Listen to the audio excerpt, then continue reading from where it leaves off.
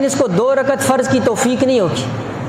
سال کے بعد اللہ نے اس کو غلہ دیا ہے، لیکن اس غلے میں سے یہ جو ہے نا جی کوئی چیز نکالے گا نہیں، اس کا عشر زکوٰۃ نہیں دے گا، اور پھر جو ہے نا جی اس کے بعد روئے گا۔ اب بھی دیکھو کسان سڑکوں کے اوپر ہے، مارے کھا رہے ہیں۔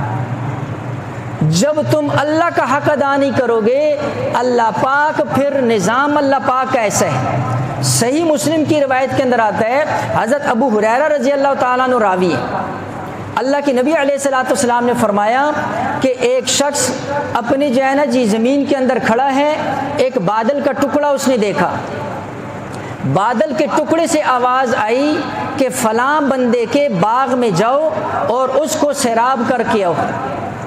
وہ اللہ کا ولی تھا، صحیح مسلم کی روایت۔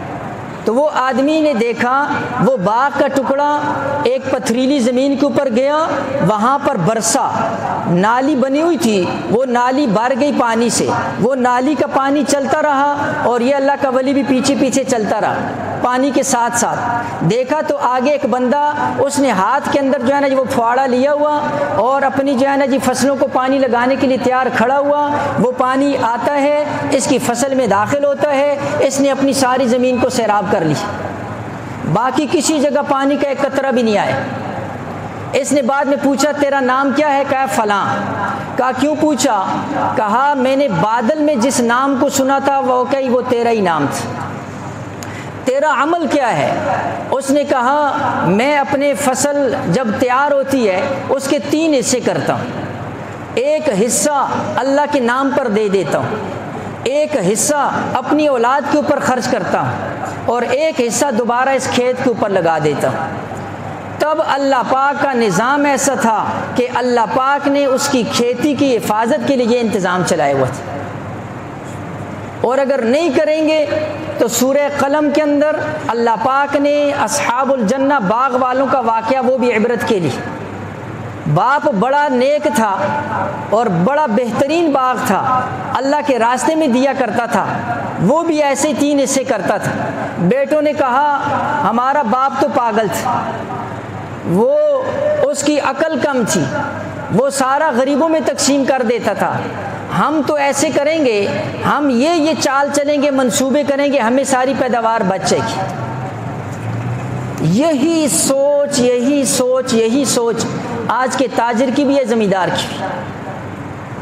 وہ سمجھتے ہیں اب کئیوں کے بڑوں نے بڑے طریقے سے جو ہے نا جی انتظام چلایا ہو۔ لوگ آج کل ہر دوسرا بندہ آپ کے سامنے ہے، وہ کہتے ہیں پہلے بڑی برکت ہوتی تھی جی، برکت ختم ہو گئی ہے جی، یہی کھیتی ہوتی تھی، ہمارا باپ کاش کرتا تھا، سارے جو ہے نا جی خاندان کو پوری ہو جاتی تھی، یہی دکان تھی، اس میں سے پورا خاندان کھاتا تھا۔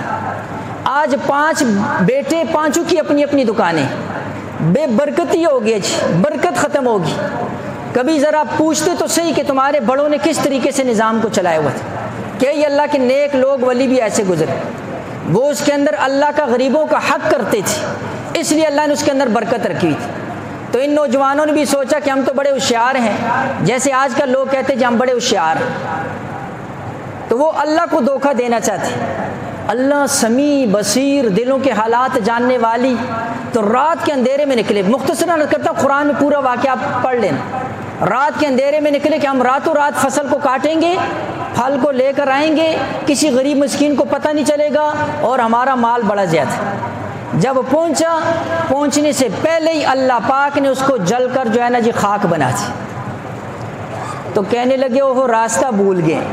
ایک نے کہا راستہ نہیں بھولے، اللہ کی پکڑ آ گئی ہے، توبہ کرو اور استغفار کرو۔ تو یہ اللہ کبھی کبھی عبرت کے لیے دکھاتا ہے۔ یہ کئیوں کی فصلوں کو آگ لگ، تیار فصل میں آگ لگ گئی، کیسے لگ گئی بھائی؟ تیار فصل کے اندر جو ہے نا جی اوپر سے اولے برسنا شروع ہو گئے، فصل ساری باغ برباد، یہ ابھی اس وقت ہمارے سامنے ہے۔ تو اللہ پاک دکھاتا ہے، لیکن پھر بھی کہتے ہیں جی بس یہ موسمی تبدیلیاں ہیں جی، پوری دنیا میں جی موسمی تبدیلیاں ہیں۔ اللہ کے بندو کچھ تو اس سائنس سے باہر نکلو، کچھ تو محکمہ موسمیات والے سے باہر نکلو۔ اللہ کا قرآن ہے، نبی کے فرمان ہے، یہ 14 صدیاں پہلے رب کا فرمان آ چکا، اللہ بتا چکا کہ جو میرے راستے میں دے گا اللہ حفاظت کر کے بھی دکھاتا ہے۔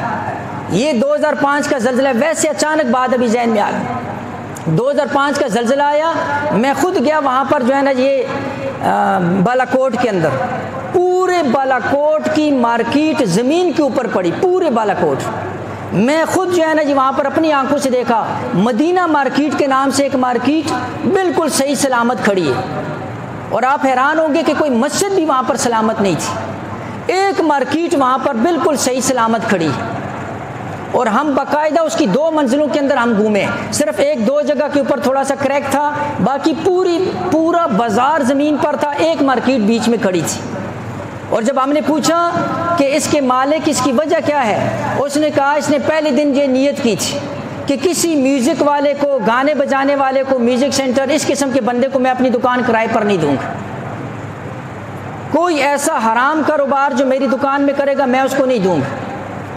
اللہ نے دکھایا کہ سارا بالاکوٹ زمین کے اوپر پڑا ہے، وہ ایک مارکیٹ صحیح سلامت کھڑی، تو وہ بھی تو اسی سیمنٹ سے بنی تھی، کوئی اسپیشل اس میں سریا لگا ہوا تھا۔